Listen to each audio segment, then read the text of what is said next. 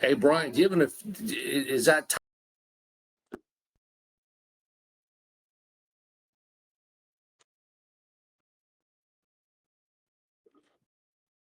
Welcome. You're listening to Sports Econ 101, the show where we discuss sports topics from a business perspective. I'm your host, Edward Brown, along with my co-host, Mike McDowd. Not sure where Russell is today. He's probably sleeping in. And he's ask a sports trivia question. Today is probably the last time for a while, the NBA, since the Celtics beat Dallas. They kind of overpowered them, except for that game 4. right? 10 seconds, Edward? Yes. Joke of a series. It should have been wrapped up on Saturday night. It's as if the NBA said, hey, could you extend the series one more game?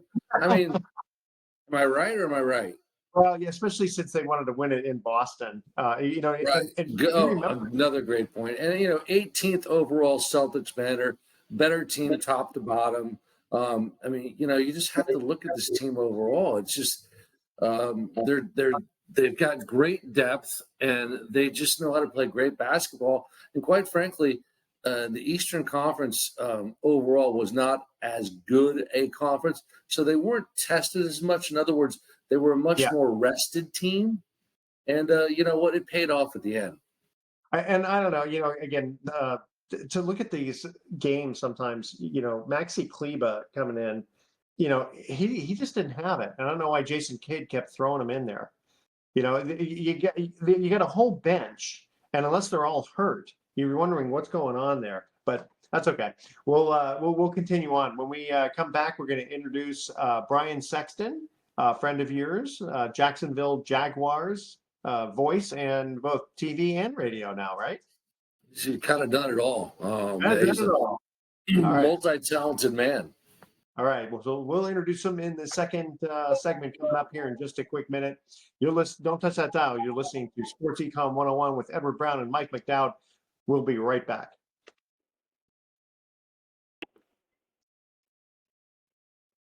Welcome back to Sports Econ 101. I'm Edward Brown along with Mike McDowd. Mike, introduce our guest, ple's. My pleasure. Listen, you're gonna have a lot of fun today with our next guest, who is, let's just say, he's well-schooled, well-educated in the world of football, but a multi-talented guy, not just a NFL broadcaster. His name is Brian Sexton. He's based in Jacksonville, Florida. He's a guy that actually, and we'll talk to him a little bit about this, but a longtime voice on the radio side of the Jaguars, hired at the age of 25, which is at the time was the youngest hired announcer in the NFL, which is absolutely insane. Nobody does that. Apparently Brian did. So Brian has done that. He is a guy that does television for them. Besides play-by-play, he's a motivational speaker. He talks to businesses, and he's just a multi-talented, dimensional man. Let's welcome in Brian Sexton. Brian, so great to have you in here, my friend. It's finally nice to connect with you here on the show. Yeah, thank you very much, and thanks for the very kind introduction. My wife might argue with the multi-talented part. She seems to think I'm one-dimensional, right? I talk all the time, not much else. You mentioned that I've been very blessed to have been with the Jaguars since their inception. The first 20 years as their radio guy, and new ownership, new radio station, things got jumbled up, and I found a role doing television and hosting shows, and still out in the community a lot. And it's been a pleasure for 29 seasons. This will be the 30th season of Jaguars football to have had a chance to watch and to tell the story. How did you get started with that? The team was new. How did you get the job? Well, the timing of it's right, and isn't that so much of life? I was working for a group of radio stations in Wichita, Kansas, and they at the time, not to bore your audience, but the duopoly rules had changed, which allowed for ownership groups to own many, many more stations than had previously been allowed. So the stations in Jacksonville, which had acquired the rights for the Jaguars, were purchased by a radio group that bought the Jaguars or bought the stations in Wichita, and I got moved down here. to work for the station because they were going to have sports. And I got here. They didn't have a play-by-play guy. The Jaguars wanted to host a Tom Coughlin show in the fall of 1994, and they asked me if I wanted to do it. Yes, for sure. Got to know the coach, got to know the owner. They asked me for a tape. I didn't have one. I had one. I had brought an 8-man high school football tape with me from Southeast Kansas. Now remember, it's an NFL job. It's the 30th franchise. They had lots of qualified applicants, lots of qualified broadcasters. And I gave them the Erie Red Devils and the Oswego Indians. Kansas Class 1A 8-man high school football.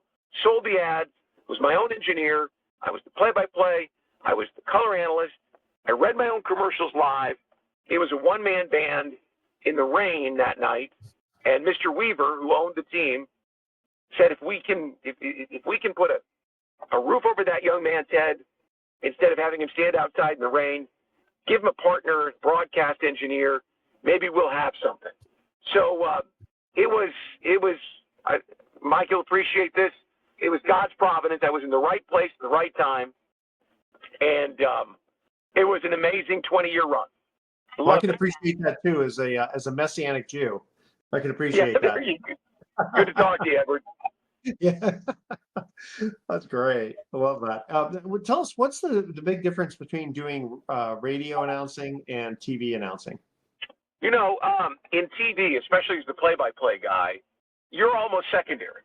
On the radio, you are the eyes of the listener. You have to describe everything from the brilliant blue sunshine to the emerald green grass and, you know, the teal on black on white uniforms and every spiral that shot out of the cannon of Mark Brunell's left arm. You have to be very descriptive. All of that is superfluous in TV. It becomes more about the analyst, the person that you're working with, than it does about you, because you have the pictures to help tell the story. Hey, Brian, I mean, really a two-part question. First of all, let's hit this part. Television and radio, really two different beasts. As you just mentioned, radio is much more difficult. Television, in my opinion, and I'm pretty sure you're going to probably say the same thing, is it not just that much easier to do? I mean, really? Well, listen, in television, you have a huge crew, right? Not just the people who are in the booth with you, a spotter and a statistician. I was my own spotter in radio, and we used a computer for stats. I've got a person to my left and a person to my right who do nothing but work to make me better. Then I've got an analyst who has the exact same thing. Then you've got a producer, you've got a technical director, you've got a stage director. That's just in the booth. The entire same setup is down in the truck. All of them listening to what you're saying, seeing what you're seeing, and throwing graphics and stats at you, right? It is a huge production in television. And when you look at the dollars that roll through the National Football League or the NBA based on their television contracts, you understand why. Radio, I mean, it's much more workmanlike. And I kept my own stats, and I was my own spotter, and I had a partner, and we had an engineer, and we had a broadcast producer, and that was it. So television has a huge cast of characters that helps you make the job easy. Radio, it's more on you. You know, it's interesting. A friend of ours is a sportscaster for a major TV station, and the thing is, everything gets cut down so much that he used to have a full crew with him, and now he has to do all his own editing and filming and everything. It's different than actually, like, doing play-by-play, obviously, but because he's doing 5 minutes here, 10 minutes here. But it kind of reminds me too, when I was on KMBR, we had all that stuff. All I had to do was just host the show. But then it's like suddenly I got to be the clock guy. I got to be the multitasking here. It's kind of it's actually not as hard as I thought. Go ahead. It's not. I was an intern when I was in college 35 years ago, late 80s, early 90s in Kansas City. And Len Dawson was the sportscaster at the ABC affiliate KMBC in Kansas City. And I remember him walking in about 20 minutes before showtime. He'd sit down. Someone would do his makeup and hand him the scripts. He would go sit on the set. And because he was Len Dawson, Super Bowl quarterback, he would read, talk, and be done and walk out. See you, kid. I did a couple of years as the sports director of the CBS and Fox affiliates here in Jacksonville, and I was shooting, I was editing, I was writing. I stepped away. It was a second job, and they were interested in me because of my Jaguars connection. I stepped away because I had no life. If I had been able just to walk in and sit down, that would have been great. But we've seen how the business is changing, and anybody who's listening and watching this can turn on their local station, whatever market they're in, and see how young the talent is. Young. Yeah. I mean, it used to be to get to a market like San Francisco, you had to cut your teeth in 5 markets. It's young because it doesn't pay what it used to pay, and it asks you to do 5 times what the old guys used to do. Well, it's funny. We have another friend, both Mike and I, who did radio for 30, 40 years, and he was complaining to me a couple of years ago that he was getting the same pay that he got 35 years ago. Yeah, that's all right. It's a different world. Yeah. And then Brian, I got a bad TV. Hold on, we have to go to our commercial break. Okay. We have these hard breaks because we do, armed radio. Thank you guys in the military for all the service that you do. Okay, so we're talking the NBA here. Excuse me. Name the teams that Kevin Durant played on in the NBA. That's our trivia question. And again, Brian, if you know the answer, don't say anything yet. We'll let you give an answer when you get back. Email Edward at sportsecon101.com the answer to this question. Let's see how many teams you can name that Kevin Durant played on in the NBA. All right, stay with us. You are listening to Sports Econ 101 with Edward Brown and Mike McDowd. Don't touch that dial. We're going to be right back.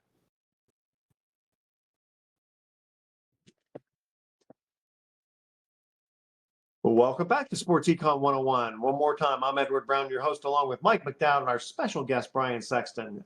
First trivia question on the NBA, guys. Name the teams Kevin Durant played on in the NBA. You don't have to play it. You don't have to name them in order, but just throw out some names. The Seattle Supersonics. He was drafted by the Supersonics, I believe.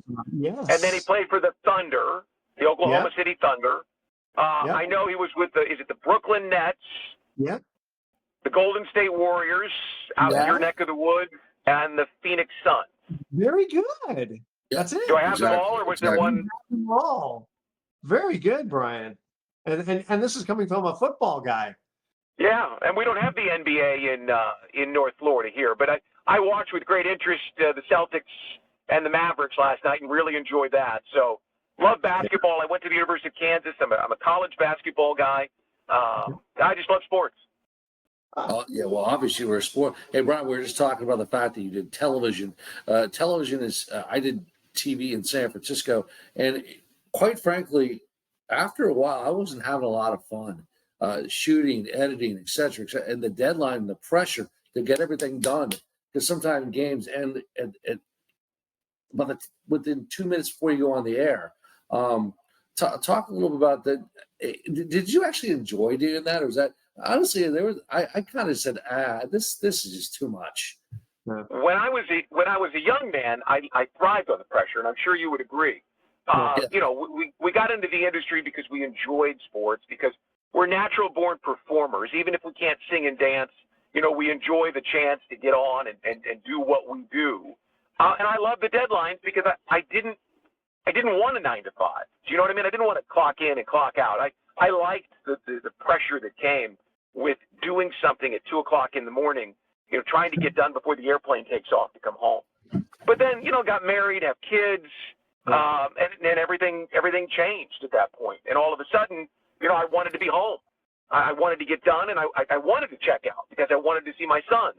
I have 3 boys, and I wanted to be around them and the woman that I love and my neighbors and my church community. And I wanted to be home more. So here's Mike, if we're being honest, Edward, it also began to lack the fun when they took the money away, right? When the business changed and it wasn't as lucrative as it once was, that all of a sudden you start valuing, what an hour of your time is worth and how much more valuable it was with family and friends than being on an airplane flying across country in the middle of the night. I can relate to that.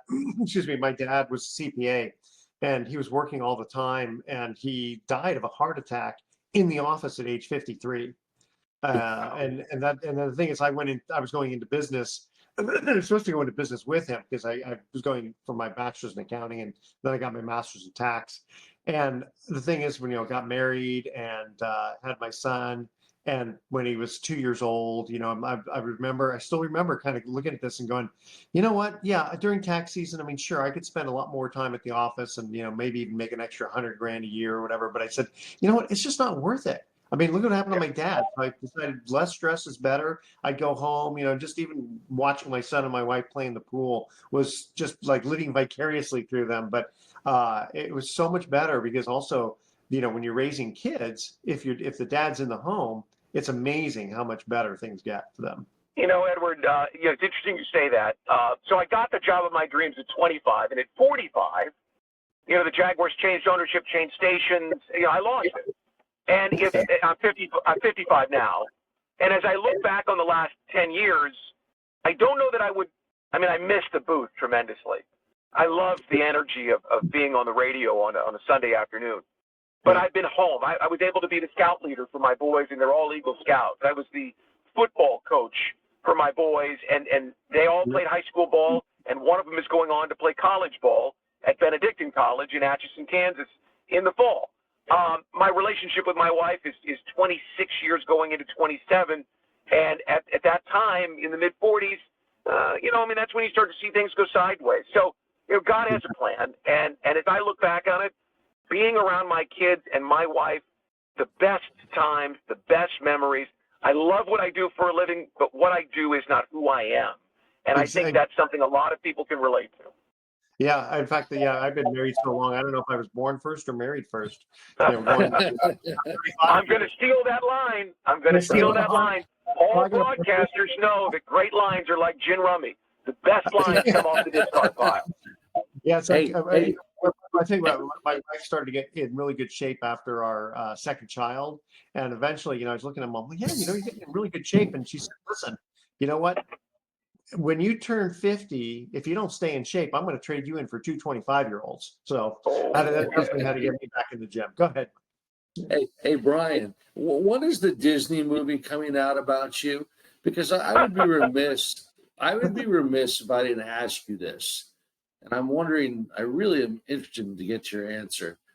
You said that you did, I'm going to phrase it, I did 8-man football, play-by-play. Yeah. 8-man football. I repeated that twice now. I'm saying it for a reason because, I'm sorry, who goes from 8-man football to the National Football League as an NFL play-by-play announcer? Let me tell you that answer. I want your answer. Nobody. Yeah, there were a lot of broadcasters who were here in North Florida, and I show up in the summer of 1994 in late June, early July, and by September, I had the job all of them wanted. It really is a shining city on the hill story for me. And listen, Jacksonville's the smallest market in the league. I know people will say Green Bay, but Green Bay has the entire state of Wisconsin, and Jacksonville doesn't even have the whole state of Florida. There's 2 other teams here, let alone everything else that Florida has to offer. So, yeah, rags to riches, shining city on a hill. I pinch myself because even though, as I've mentioned a couple of times, I really miss being in the radio booth, I've had an amazing run with, a franchise that I have watched grow from, a trailer full of people to a whole organization, a stadium that was under construction when I arrived to one that's about to be replaced. We've won, we've lost. We're going to win, hopefully, again. We are winning again. They've been 9-8 the last 2 seasons. And I've watched North Florida grow into just a wonderful place to live. I'm telling you guys, I hope that everybody, no matter where they are or what they're doing, can take a moment and be present in their life and to see where they've been and where they are without looking towards where they're going. If you do that, I think you'll find an appreciation that will help you. It'll help you appreciate your existence and who you are and the blessings you have. Can you send your governor over to California, please? Can we switch? Wow, we're going there, huh? Listen, yeah. Every time I come to California, and I was there in February, I took my wife up to Napa. I think, my God, this is the most beautiful place on earth. If they could just fix the politics, Exactly. this place, and I'm not saying they have to be just like Florida. California's got an incredible personality of its own, but I mean, let's have maybe like 50-50 Republicans and Democrats, right? Let's have the tax structure that incentivizes people to move, not to leave. Because you guys have the most beautiful place on earth out there, and San Francisco was always my favorite city to visit. Yeah, they definitely have to turn it around. I know nowadays when I go to conferences around the country and, oh, where are you from? I go, oh, I'm from California. I'm sorry. You shouldn't. You guys, that place is freaking amazing. I took my wife up to Napa, and then we drove back down the 101 through San Rafael and Sausalito. There's nothing like those rolling, they're mountains, I know, along the ocean, but you come through the Mill Valley Tunnel and you see the north spire of the Golden Gate Bridge, and it's just awe-inspiring. Just it's funny. amazing. I live in Santa Fe, and in fact, right now I'm looking at beautiful Mount Tam, and it's amazing. It is pretty cool because again, I'm 45 minutes from the city if I need the city life, and I'm 45 minutes from Napa, the country, and then I'm 45 minutes to the beach, and then 45 minutes to country. So it's kind of life is good for you, Edward. Life is good for you. I'm not complaining. Except for the politics in California. Yes. Yeah. No, go ahead, Brian. I can't say it enough. I have always enjoyed putting my feet on the ground in California, whether we were in San Diego playing the Chargers or in Northern California with the Raiders and the 49ers. There's just a vibe to that state, because it faces west and sees the ocean. It's so different than facing east and looking at the Atlantic. It's a fabulous place, and at some point it'll be the great place to live that it is to live. I'm sure. You know what I mean? Both sides of the coin. Hey guys, we're going to get to our second trivia question here, talking the NBA, and I want to see if you can also name the number. All right, so name the 3 teams to beat LeBron James in the finals, and see if you can name like how many times for a specific team who beat him. You know what I mean? So don't just name the team. Let's see how many times you could, how many times he lost. All right. So name the 3 teams to beat LeBron in the finals. All right. That's our trivia question. And again, extra credit if you can name how many times he lost to a specific team. All right. Stay with us. You're listening to Econ 101. Don't touch that dial. We are going to be right back. No, one of the teams. Welcome back to Sports Econ 101. One more time, Edward Brown, along with Mike McDowell, our special guest, Brian Sexton. Second trivia question, name the 3 teams to beat LeBron in the finals and see how many times he got beaten by the specific teams. So, I'm guessing Golden State beat him twice. Actually, Golden State beat him 3 times. Oh, you're kidding me. 3 times? 3 times. Okay, and who else beat LeBron? Oh, wow. Who else? Won the title? I don't know. He lost to the Mavs in 2011. The one time. Dirk Nowitzki. Yeah, Dirk Nowitzki. Yeah, and then he lost to Spurs twice. When he, I guess it was. That's interesting. He was with the Heat. That's a good one. Yeah, that's a good one. Okay, all right. So Brian, question for you. Mark Brunell was the face of the Jaguars in the beginning, and then now Trevor Lawrence is kind of the big kahuna. How do you see the difference? Mark Brunell. He almost got them to the Super Bowl. I think they were 1 game shy, if I'm not mistaken. Twice, yeah. In 1996, their second season, and in 1999, he got them to the AFC Championship game, and they lost both times. He did an amazing job, and he was a guy that Tom Coughlin scouted in 1994 before he had a team, and he was a backup. He was a part of a quarterback room that had Kurt Warner, Ty Detmer, Brett Favre, and Mark Brunell in Green Bay. And Coughlin picked him out and brought him down here, and he had a great run. And then we were quarterback deficient. tried a bunch of different guys, from Byron Leftwich to Blaine Gabbert to Blake Bortles, and none of those guys panned out. And then, sometimes, well, not sometimes, if you want to get the big kahuna on your team, you have got to be the worst team in the league most often. And in 2020, the Jags were, and they claimed Trevor Lawrence. The Urban Meyer thing didn't work. Doug Peterson came in and is right to the ship. They've had back-to-back winning seasons for the last 2 years, for the first time in 20 years, right? So they just paid him. He's now the highest paid quarterback in the league, but that won't last. There's some other quarterbacks that have got to get paid. He's a tremendously talented guy. They were 8-3 last year when he got injured, and everything unraveled, which was disappointing. But he's got every intangible you want. He's tall. He's got length. He's got power. He's fast. He's smart. He's got all the leadership qualities that you want. They're hopeful that in this next year they are able to put a cast of characters around him that helps him get there. Hey, Brian, one big question, and it's probably a ridiculous one, but Trevor Lawrence, the expectations of this young man. First of all, I know you know him, Brian. And I actually met him recently. Great guy, just very approachable. The expectations are sky high. When I saw that contract that he inked it, I just said, hey, good for him. I assume that you're going to tell me he's worth every penny, and he's absolutely unequivocally the future.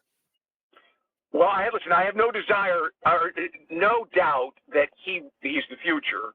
And I believe that he will have them in the conversation about what kind of quarterback he is, and for them to be in the conversation of being a playoff team.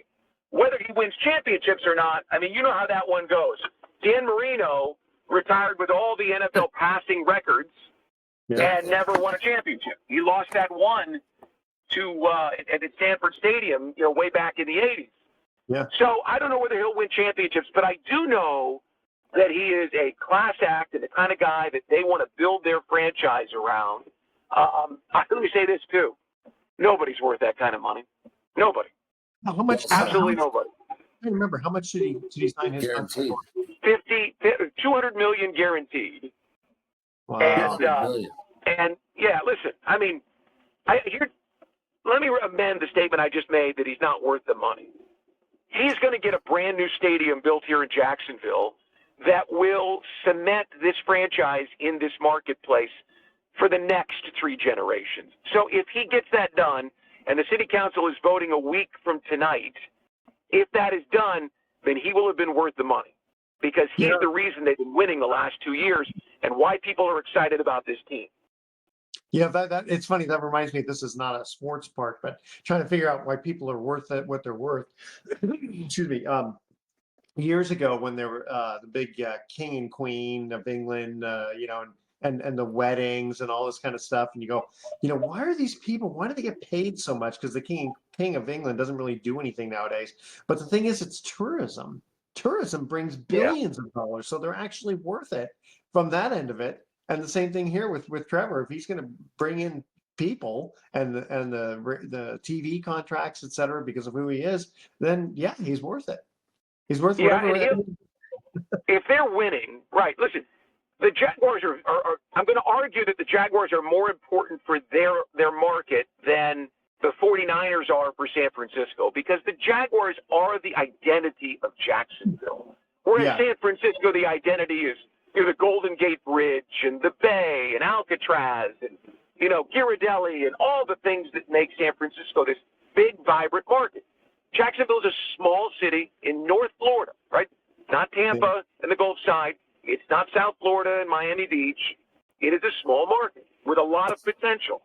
So Trevor, he is a guy who, if he actualizes his potential and this franchise is winning, he will be worth the money for the entire marketplace, because he will lift this city up, much in the same way that Peyton Manning took a Colts franchise that was headed to Los Angeles in 1997, and all of a sudden, got a new stadium built, and Indy is one of the hallmarks of the league now.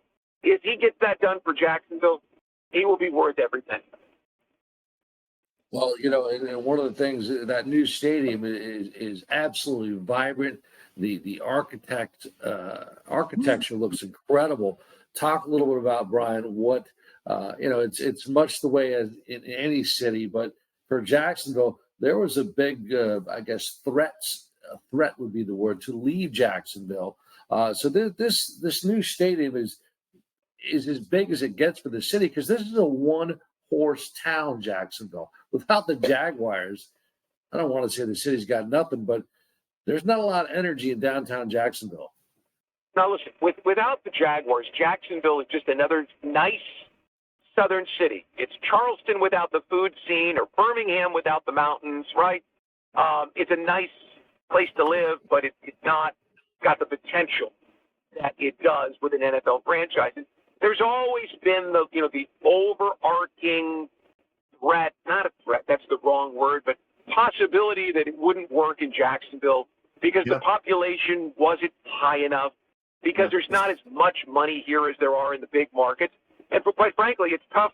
It's tough for Jacksonville, Florida, selling their naming rights for $5 million a year to compete with Los Angeles that gets $35 million, or New York that gets 40. I mean, it's not necessarily dollars to dollars. So it's very, very difficult. The stadium is critical for a major reason. Listen, it may not be the biggest market, but it is as passionate as any. Oh, yeah. This is a football-loving part of the world. It had always been known for college. Now the Jaguars hope to make it a pro area, but they've got to get a cover on that stadium. It's just freaking hot here. It's like Oklahoma with the Sooners, they pack 100,000 people in because it's college now. Hey, guys, can I switch for just a quick second? Because I want to get this out today before we go to our break. Excuse me. We lost Jerry West this last week. And I have a quick Jerry West story. So many years ago, I had an employee working for me who, when he found out I was going to be doing the show, and I was going to be, it's like they were getting Mark Jackson, and Jerry West was joining the Warriors in the not playing obviously, but I was going to get to meet them and all this kind of stuff. And so this guy tells me, he says, he goes, I played a high school. My high school team played against Jerry West's high school team. And, I don't know how many people knew that his nickname was Zeke from Cabin Creek, right? And again, I hadn't heard that term, right? And he tells me, he goes, yeah, one time, even in high school, this guy was a superstar, right, Jerry? So he says, he goes, yeah, we were playing his his team, and nobody wanted to play against him because they didn't want to get smoked. So he says, I told him, okay, coach, here, I'll go up against him. He goes, yeah, and he scored 39 points against me, in high school, right? So when I meet Jerry, I go up to him and I said, yeah, Jerry, hey, Zeke from Cabin Creek, huh? And he kind of smiled a little bit. And I said, yeah, my one of my employees said he played on your, the rival Racine team or whatever it was, and then he kind of shook his head. He knew the team, right? I said, yeah, my employee said one time he played against you and he scored 39 points against you. And he just kind of smirked. He goes, I don't think so. And I go, oh, yeah, well, no, I got this wrong. I go, you scored 39 points against him. I figured I'd kind of throw that in there. Great story. I thought that was pretty good. But I mean, what are the odds that my employee would actually have played against Jerry West in high school? But you know what they say, the stories get taller as they go on down the line. The older we get, the more points we scored, the more touchdowns we nailed. I mean, we all get better with age in our own mind, don't we? Hey, yeah. Jerry West, the iconic logo. What a feisty competitor. Really a boyhood idol of mine. Without Jerry West, and I'm going to say this, I'm going to use this word because radio is a verbal art form. Unequivocally, the Golden State Warriors do not win an four NBA championships without Jerry West. Yeah, they didn't trade, and Kevin Love's a great player, but he stopped the trade of Klay Thompson for Kevin Love. You know that. He was a brilliant executive. Yeah. Yeah, no, he was great. And the thing is, he had a very troubled childhood. He used to sleep under He used to sleep with a shotgun under his bed because of his dad. He had a very, very troubled West Virginia childhood. So, he just was a fierce competitor and overcame all that. It was just awesome. Guys, we have just a quick minute before we go to break here. Oh, wait a minute, hold on. I've got to just mention really quickly the biggest scandal of the year. You ready? Joey Chestnut is banned from hot dog eating contests because he agreed to endorse a plant-based hot dog manufacturer, Impossible Foods. Can you believe it? Well, Holy first of cow. all, a vegan hot dog is nothing that I would want to associate my name. Yeah. Right? No chance. It's all beef. It's all beef or it's nothing. But what are you thinking, right? What are you endorsing another company, the Nathans, who has made your name all these years with their hot dog eating contest? Somebody, whoever his agent is, gave him some bad advice. But the thing is, though, I don't know how much you can make a living eating hot dogs, even though they're Nathan's hot dogs. Tell you what, hey, Mike, hold on 2 seconds. We got to go to our break here. All right. Trivia question. Who is the oldest player to win the NBA MVP? I'm going to see if you can get the first, second, third, fourth, and fifth people. And you don't have to name them in order, but I want to see if you guys can name at least the oldest player to win the NBA MVP. And then we'll see how many you can name besides the oldest one. And we'll go the next oldest, etc. All right, stay with us. You're listening to Sports Econ 101. Don't touch that dial. We're going to be back with some closing comments. Welcome back to Sports Econ 101. Last time for today, I'm Edward Brown, your host, along with Mike McDowd and our special guest, Brian Sexton. I'm talking fast because we're going to have to go through this quickly. All right, who's the oldest player to win the MVP in the NBA? Would it be Kareem Abdul-Jabbar?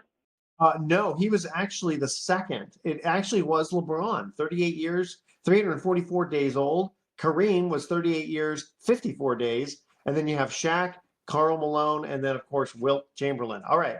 Mike, you wanted to ask Brian a very quick question?